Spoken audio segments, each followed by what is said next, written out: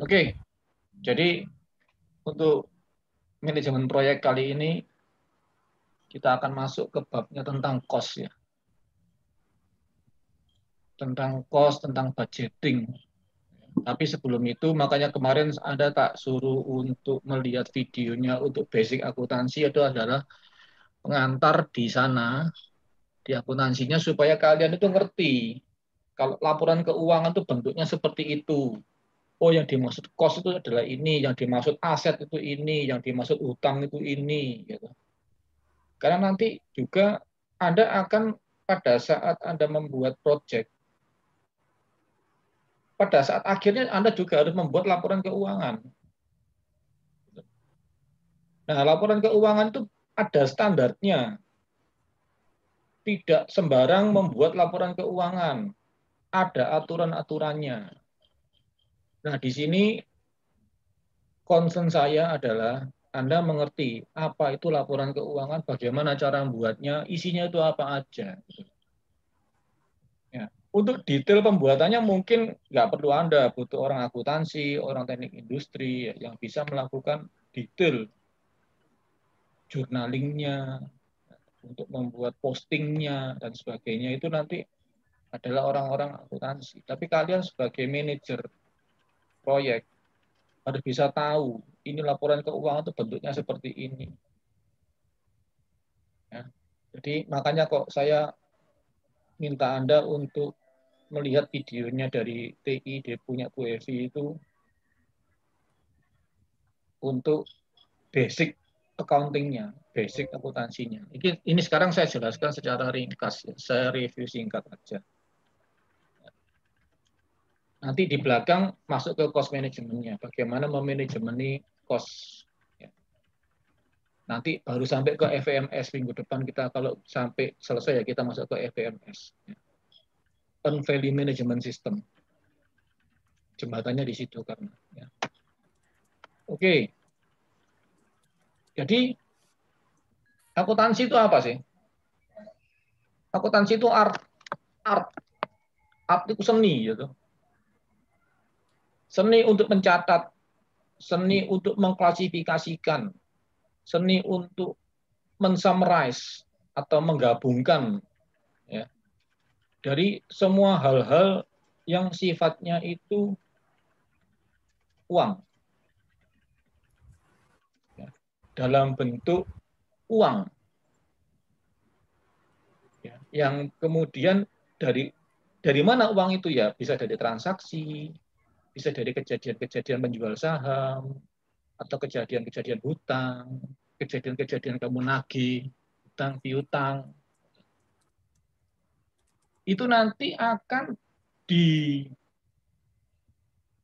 dijadikan sebuah laporan.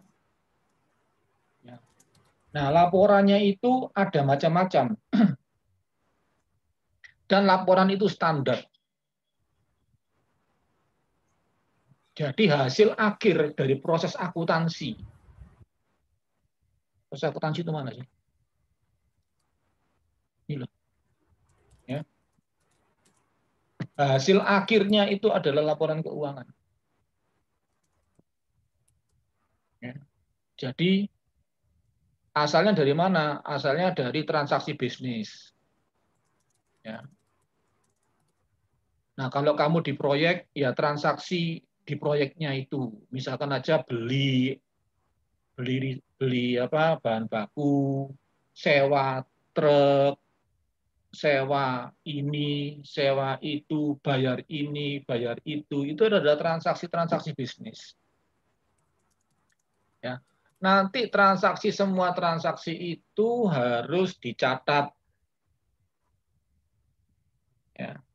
Ada debit kreditnya. Ya. Bagaimana melakukan pencatatan itu istilahnya adalah penjurnalan atau journaling. Dimasukkan ke T account.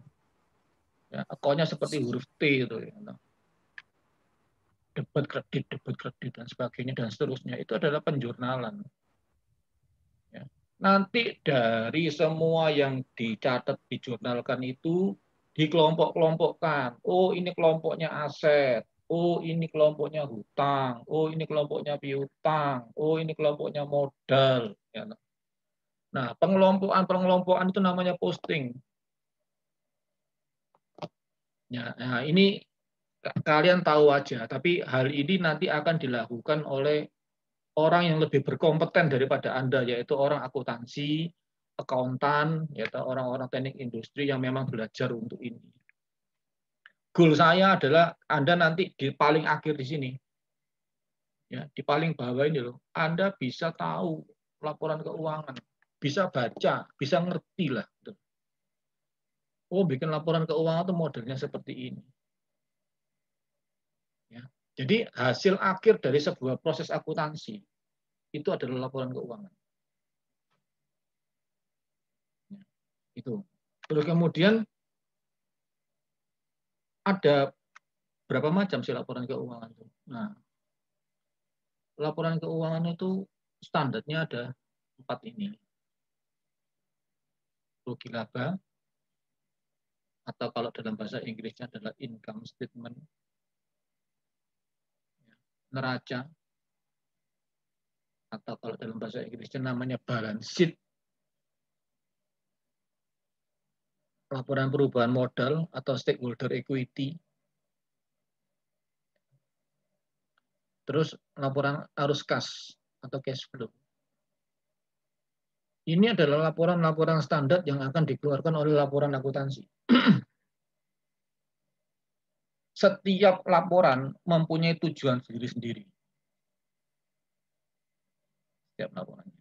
Ya, jadi kalian tahu, oh ini rugi laba itu modelnya kayak gini, isinya tentang ini. Gitu. Neraca itu begini. Nah, nanti kamu, kalau kamu manajer proyek, ya nanti kamu akan buat rugi labamu. Proyeknya nih kira-kira nanti menghasilkan keuntungan apa enggak. Gitu. Sudah untung atau belum dari segi laporannya. Ya. Terus kalau kamu mau mempertanggungjawabkan proyekmu ke pemilik proyek juga harus pakai laporan keuangan. Jadi kalian tahu cara bikinnya. Oh seperti ini. Oke, sekarang kita lihat sekilas. Kalau mau detailnya nanti ada belajar sendiri tentang akuntansi ya. Atau kamu lihat videonya tadi itu, di video referensinya punya UEFI itu kamu lihat aja tentang basic accounting. Di sana dijelaskan dengan jelas dan pelan-pelan. Kalau saya skip aja. Oke, sekarang neraca dan rugi laba. Ini adalah dua yang paling basic. Kalau yang lainnya itu ya boleh kalau diperlukan. Tapi kalau standarnya itu ada 4 itu. Ya. Nah, kita ke sini aja. Neraca itu apa? Neraca itu laporan. Ya, yang untuk menceritakan kondisi suatu perusahaan atau suatu badan atau suatu proyek. Ya. Yang isinya adalah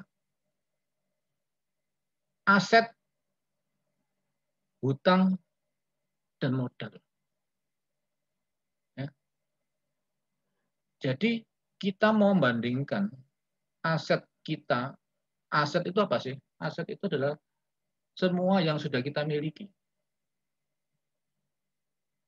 Ya, baik itu uang maupun bukan uang.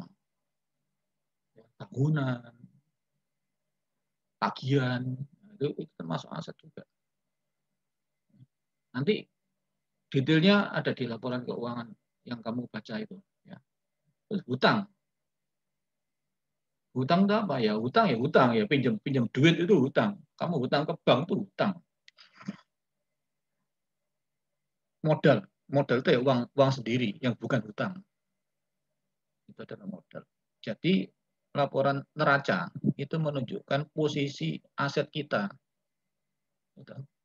terhadap hutang dan modal kita. Oh ada perusahaan yang hutangnya banyak, modalnya sedikit, ya tidak apa-apa. Berarti hutangnya banyak, modalnya sedikit, total semuanya itu adalah nanti jadi aset. Asetnya apa aja jadinya? Jadi mungkin bangunan, beli mesin, jadi apa ya. Itu semua dihitung dalam bentuk aset. Nanti ada contohnya. Kalau rugi laba itu apa? Kalau rugi laba itu adalah laporan yang untuk menunjukkan apakah terdapat keuntungan atau kerugian dalam satu periode tertentu. Ya. Rugi laba bisa dibikin yang pasti per periode, tapi periodenya kapan ya? Suka-sukamu. Suka-suka yang bikin. Kalau udah siap ya harian ya bisa. Gitu. Kalau belum siap ya tahunan, setahun sekali lah. Minimal tahu, tahun kemarin saya laba berapa atau rugi berapa. Ya, tahun ini saya laba berapa, rugi berapa. Itu paling paling paling jelek. Bikinnya per tahun periodenya. Per bulan boleh, per 3 bulanan boleh. Ya, kalau ada softwarenya mungkin per hari. Kemarin untung berapa, hari ini untung berapa, rugi berapa, tahu. Ya, itu. Jadi kalau laporan rugi laba itu dia menceritakan, memuat hasil atau memberitakan, menginformasikan pendapatan dan biaya. Ya. Jadi dapat berapa, dikurangi biaya apa aja. Itulah laporan rugi laba. Nah, laporan yang lain, ya, laporan untuk modal dan laporan untuk cash flow. Kalau laporan modal itu perubahan modalnya itu apa aja? Dari tahun lalu ke tahun ini ada perubahan modal apa? Dari periode kemarin sama periode sekarang itu ada perubahan modal apa? Ya. Terus kemudian kalau yang cash flow itu aliran kasnya. Ya. Aliran kasnya itu dalam satu kas ini ada, kas itu kan kalau di lapor di neraca ya, kalau di neraca kas itu kan ini yang ini. Ya. Cash. Di dalam cashnya ini terjadi perubahan apa aja? Alirannya bagaimana kas di sini? Untuk biaya apa aja? Untuk bayarnya apa aja? Keluar kemana? Ya. Nah itu bisa dilihat di cash flow khusus untuk ini. Ya.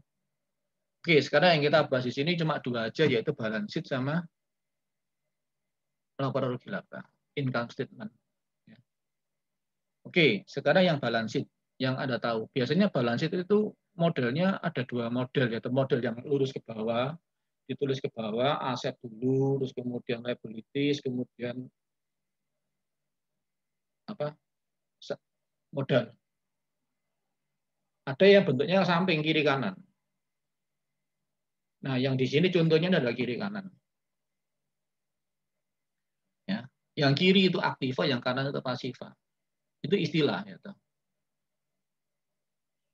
Aktiva itu sebelah kiri, pasiva sebelah kanan. Nah, yang sebelah kiri itu isinya adalah aset. Aset itu apa? Aset itu adalah kekayaan. Kekayaan yang dimiliki oleh badan atau perusahaan itu atau proyek itu. Ya.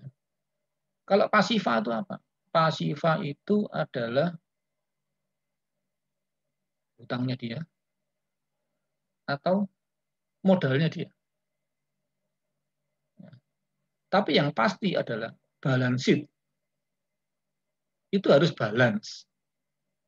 Balance itu artinya jumlahnya aktivanya yang sebelah kiri, yang saya kotak yang merah sebelah kiri.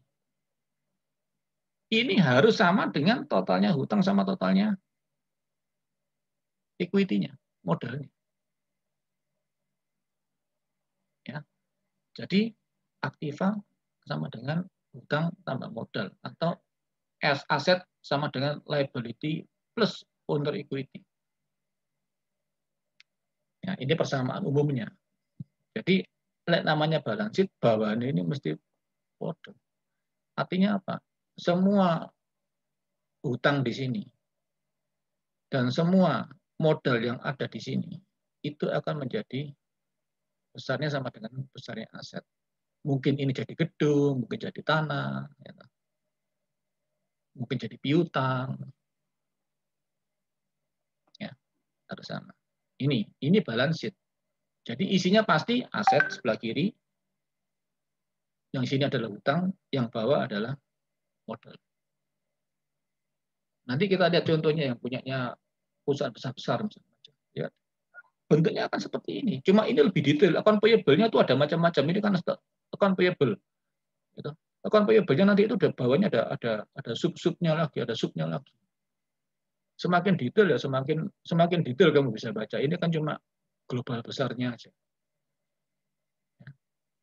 Nah, ini. Jadi istilahnya dari sini aktiva, ini adalah kekayaan perusahaannya terdiri atas hutang dan modal. Ya tadi itu, ini.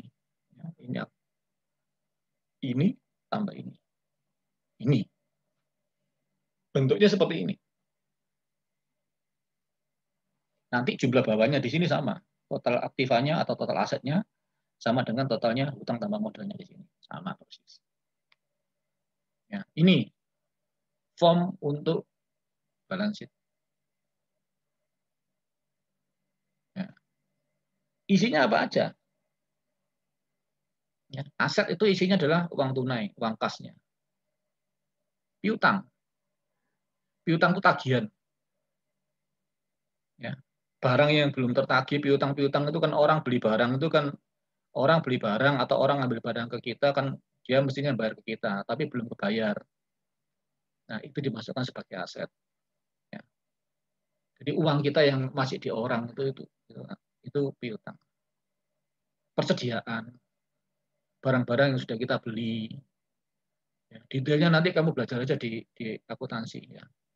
Tanah, gedung, bangunan, mesin-mesin, ya, traktor, itu adalah aset. Nah, jumlahnya itu semua nanti akan sama dengan hutangnya. Hutang dagang. Liabilities itu hutang dagang. Pokoknya hutang. Ya. Terus hutang jangka panjang. Pinjem utang dari bank misalkan aja untuk 10 tahun, 5 tahun. Gitu. Nah, jadi selama 5 tahun itu dia sebagai liabilities. Terus kemudian equity. Equity apa? Itu modal. Modal kita. Bisa modal kita sendiri. Gitu. Bisa modal berupa saham. Jadi kita jual saham ke bursa saham atau jual saham ke orang, ya nanti dia dapat sekian persen dari istilahnya dividen, ya, itu hasil dari saham itu adalah dividen. Dan laba ditahan itu apa? Yaitu nanti laba yang tidak diberikan dulu, laba yang nggak dikasihkan ke pemilik usaha atau yang tidak dikeluarkan, disimpan dulu. Itu adalah laba yang ditahan. Misalkan ada labanya 100 juta, tak tahan 80, 20-nya tak kasihkan ke karyawan, misalkan aja. Berarti yang 80 itu adalah laba ditahan. Itu jadi semacam modal. Nah, contohnya tuh ini. Ini dalam bahasa Inggris ya, cash, account receivable, merchandise inventory, equipment, delivery tracking. Tentu saat ini 255, 20. Ini akan sama nilainya dengan hutang sama modalnya. Ternyata utang saya itu 53. Terus kemudian modal saya dari saham saya 200. Ya. Laba yang ditahan saya net profitnya adalah 20. Sehingga totalnya itu adalah sama. Ya, ini contoh balance sheet. Balance sheet selalu per periode ya. Setahun, ya, biasanya tahunan. Setengah tahunan ya boleh. Biasanya tahunan. Ya, balance sheet tahunan. Ya, itu tentang neraca. Nah, sekarang tentang rugi laba. Rugi laba itu adalah laporan yang menunjukkan kita itu rugi atau untung posisi kita pada satu periode. Berarti pendapatan tak kurangi biaya. Kan gitu. Contoh, penjualan kita berapa? Net sales kita berapa penjualan kita? cost of goods sold ini adalah harga pokoknya berapa. Misalkan jual 100 juta, harga pokoknya 80 juta. Berarti kan profit keuntungannya kan 20 juta. Itu profit gross itu kotor, belum dikurangi apa-apa. Jadi cuma pendapatan dikurangi harga pokoknya. Ya. Terus operating expenses itu apa? Ini adalah biaya-biaya yang keluar untuk operasional, biaya operasionalnya. Ya, untuk memproduksi ini itu, untuk menjual saat gini itu biaya produksinya biro itu di sini.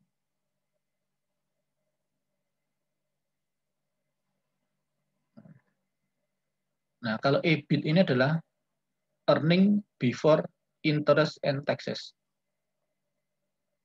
Ya, jadi sebelum tak potong pajak berapa? Sebelum dipotong bunga berapa? Nah, kan ada nanti kan ini kan kembali kan misalkan dari utang. Kalau utang kan mesti bayar bunga. Bunganya kan dibayar pada saat periode itu kan juga bayar bunga. Nah, itu kan sebelum saya bayar bunga itu ini adalah angkanya di sini. Nah, oh ternyata interestnya itu bunganya sekian. Tak potong toh. Berarti keuntungan saya berkurang karena bayari interest itu. Nah, jadi apa? Earning before tax. Jadi sudah dikurangi bunga, tapi masih belum tak kurangi tax. Sebelum tax. Belum pajak kena PPN 10% misalkan aja. Nah, sekarang baru kena PPN 10%. Ya, ada pajak misalkan. Dikurangi di sini. Nah, ini sekarang sudah net income after tax. Jadi sudah bersih laba atau rugi bersih setelah dikurangi bunga, setelah dikurangi tax. Nah, bentuk rugi laba mesti modelnya kayak gini. Ya. Contohnya mana ini contohnya? Nah, ini sales. Ini harga pokoknya saat gini sehingga pendapatannya gross profitnya saat gini. Untuk bayar salary sekian, untuk bayar rent sekian. Sehingga totalnya profitnya adalah ini contoh balance sheet. Ya. Contoh balance sheet, contoh income statement. Laporan rugi laba. Bentuknya selalu seperti ini. Berarti nggak agak kiri kanan, nggak ada. Atas ke bawah, totalnya piro. Ini positif, berarti untung. Kalau ini negatif, berarti rugi. Biasanya orang akuntansi enggak tulis ini negatif gitu enggak, tapi dikasih dalam kurung. Ya. Kalau dikurung itu berarti mengurangi nilainya. Ya. Jadi kurung itu min. Ya. Ini contoh-contohnya ada pada tadi yang min. Yang contoh-contoh yang udah ada di sini. Nah, ini contoh yang ini ya. Ini contoh income statement yang lain. Nah, ini ya. Nah, kalau dikurangi itu dikasih kurung sama dia, mengurangi. Ini nilainya mengurangi dari atasnya. Jadi ada total pendapatan sekian, atau harga pokok penjualannya total untuk bikin total sekian itu harga pokoknya biro sak gini. Berarti ini dikurangi ini sama dengan ini. Ada biaya operasional sak gini toh biaya operasional. Maka total biaya operasionalnya adalah mengurangi keuntungannya ini sak gini. Ya. Sehingga labanya berapa sak gini. Ini contoh aja. Ya. Jadi kalau orang akuntansi tidak ngomong min sama plus enggak. Jadi yang harusnya semua plus, tapi kalau minus pakai tanda kurung. Ya. Oke, itu tentang basic accounting-nya, khususnya untuk laporan neraca dan amar rugi laba. Nah, sekarang masuk ke cost management. Yang kamu tadi saya suruh baca bukunya Pak Budi itu. Kapan itu? Cost management itu apa? Itu adalah manajemen untuk pembiayaan. Ya. Karena apa? Semua activity butuh biaya dalam proyek. Nah, nanti cost management itu akan jadi baseline. Baseline itu apa? Acuan, referensi. Ya. Selama ini kita belajar manajemen proyek kan belum ada cost-nya, enggak pakai cost toh. Cuma scheduling aja. Cuma jadwal aja. Nanti ada setiap task itu ada cost-nya, ada uangnya. Ya. Setiap kegiatan resources dijadikan dalam bentuk uang. Ya. Jadi nanti ada nilai uangnya itu berapa. Nah, nilai uang itu nantinya itu yang digunakan sebagai baseline. Oh, sehingga proyekku itu lamanya sekian, butuh uang sekian. Nah, butuh uang sekian itu kan kumpulan daripada kos-kos yang akan terjadi untuk setiap aktivitas. Sehingga, oh berarti budgetnya adalah sekian. Budget itu kan total dari semua kos. Jadi untuk bikin proyek itu budgetnya adalah sekian.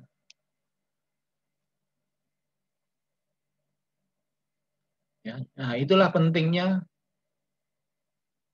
cost management. Tanpa cost management, company akan lose information. Akan kehilangan informasi berapa sih proyekku ini. Oh, proyekku nanti aktivitas ini tuh mesti nanti biaya loh, aku nggak tahu nanti. Nggak boleh. Makanya perlunya cost management. Ya.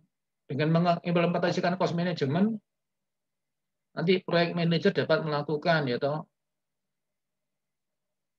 set clear expectation dengan stakeholder-nya. Dia bisa tahu pasti. Ya.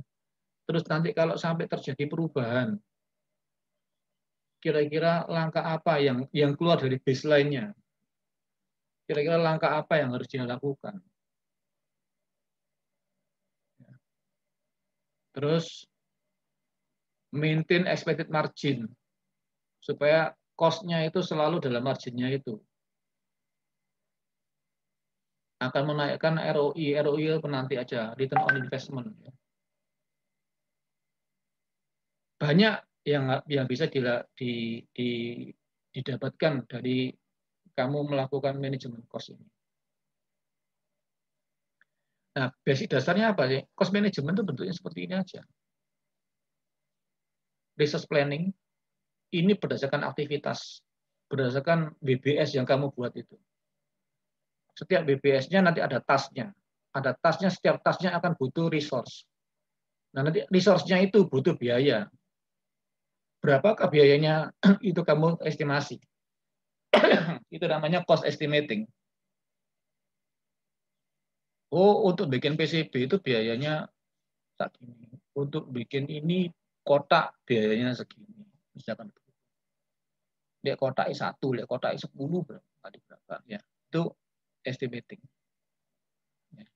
Kumpulan dari semua ini semua nanti akan kita budgetkan. Oh, berarti nanti proyek saya itu untuk aktivitas yang A itu budgetnya berapa? Untuk aktivitas B itu budgetnya berapa? Ya. Nah, setelah itu kita dilaksanakan proyeknya. Kalau proyeknya dilaksanakan, kita lihat, kita selalu kontrol budgetnya itu. Apakah budgetnya itu melebihi dari baseline-nya apa tidak? Kalau melebihi, apa yang harus kita lakukan? Nah, nanti ini ada ilmunya sendiri. On value management system. Oke. Nah, ini yang saya omongkan tadi itu. Resource planning itu menentukan resource-nya. Jadi setiap aktivitas yang berasal dari WBS kan dalamnya ada aktivitas-aktivitasnya.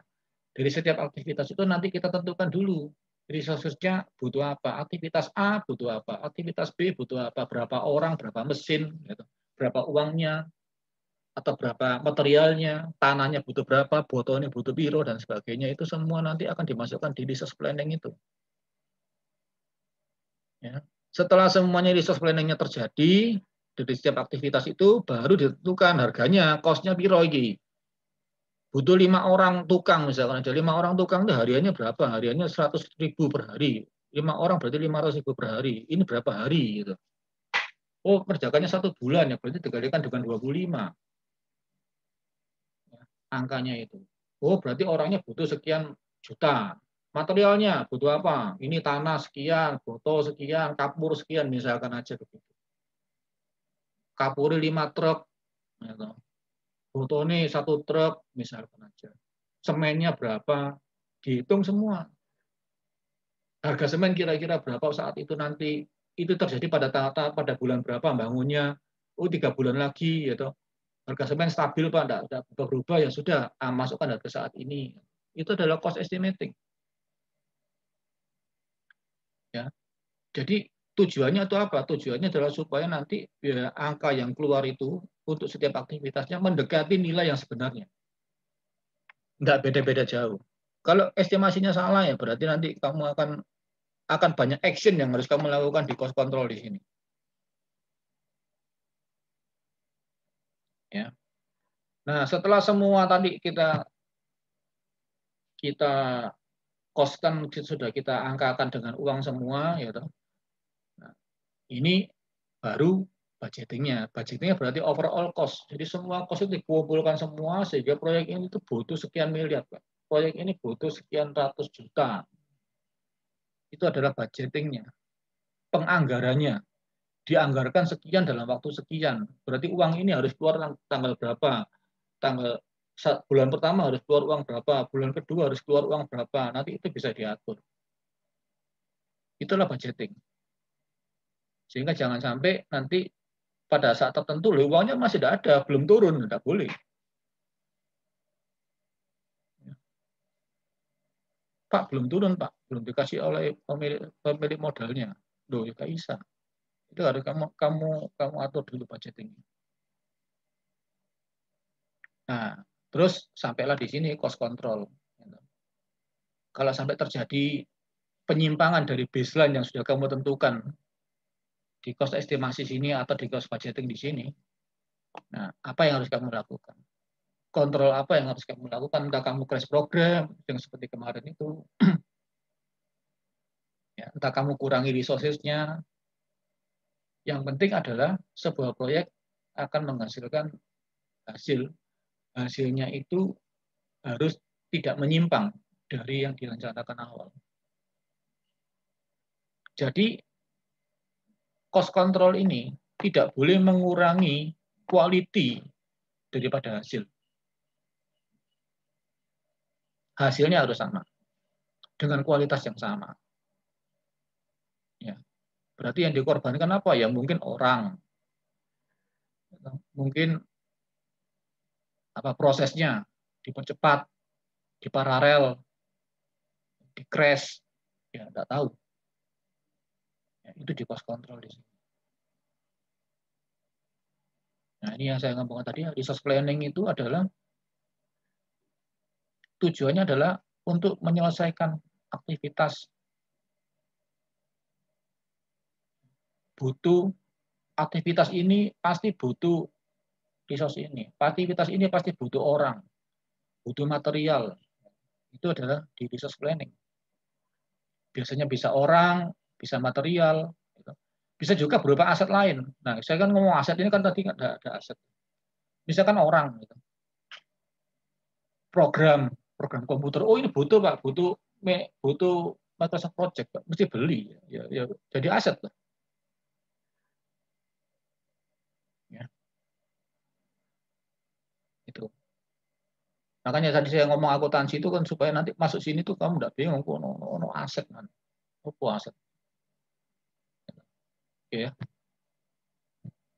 Nah, estimasi. Estimasi itu untuk mengestimasi nilai dari resource planning tadi itu.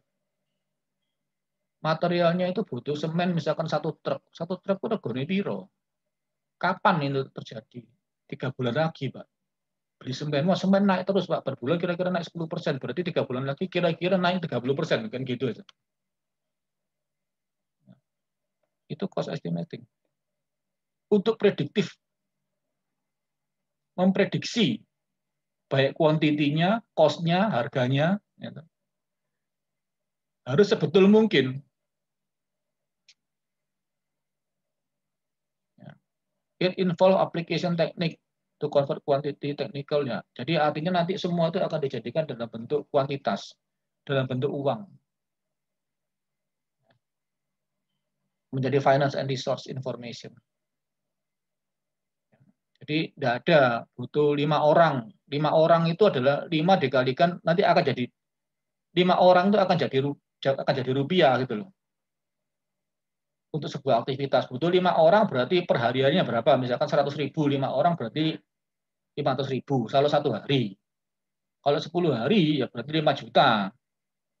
Jadi 5 orang itu seharga 5 juta. Nanti yang jumlah-jumlahkan itu yang 5 jutanya itu. Ya. Terus budgeting. Budgeting ini adalah overall cost untuk setiap aktivitas. Jadi aktivitas A budgetnya berapa, aktivitas B aktivitas budgetnya berapa. Ya. Ini adalah menjadi baseline untuk cost control.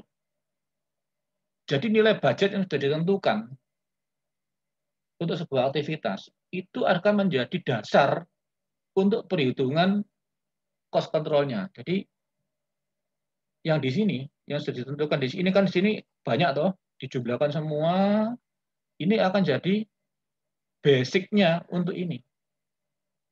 Jadi cost control ini selalu melihat budgetingnya. Waktu itu di budget berapa? Oh ini sudah naik Pak sekarang Pak.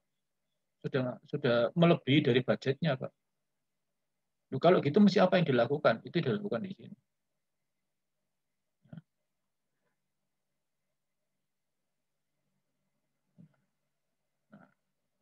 Cost budgeting.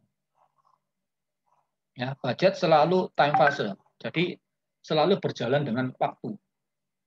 Nanti di sana bisa kita lihat di contohnya ya Pak Budi itu. Jadi kalau ini sekarang budget sudah berjalan sekian, bulan kedua sudah berkurang sekian, budgetnya sudah keluar sekian, akhirnya habis budgetnya untuk aktivitas itu. Ya, selalu time fase. Budget itu selalu berkurang terhadap waktu. Ya, jadi hasil. Jadi resources itu akan berkurang, akan menjadi hasil. Nah, kalau cost control, ya tadi itu, kalau sampai terjadi penyimpangan dari baseline-nya, sudah penyimpangan dari budget yang sudah ditentukan untuk sebuah aktivitas atau sebuah proyek itu, nah, apa yang harus dilakukan itu sudah ada di cost control. Action-nya apa aja ya banyak-banyak, action-nya banyak. Mau resource leveling, mau crash program, mau paralelisasi, jadi aktivitasnya kamu paralel sehingga lebih cepat, gitu. Banyak hal yang bisa dilakukan. Ya.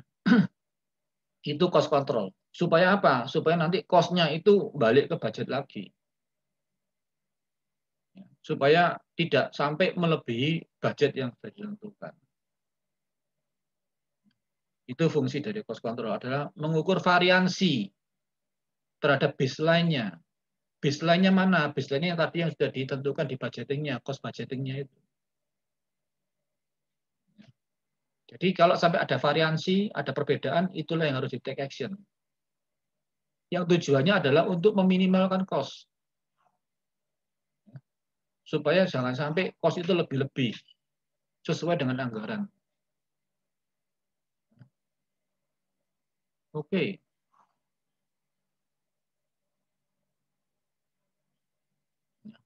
Ada cost overrun.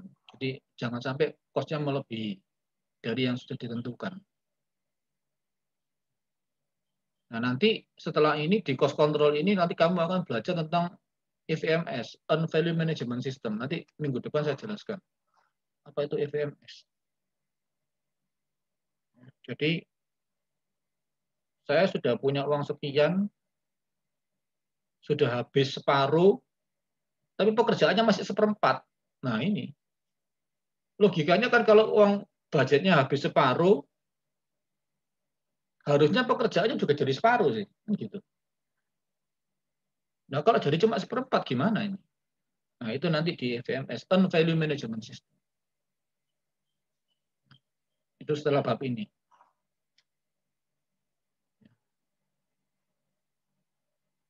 Oke, itu semua saya tadi baca-baca dari, saya ambil dari sini, blog ini, ya toh, ada dari basic accounting punya TI Ubaya, yang punya Bu Evi tadi itu,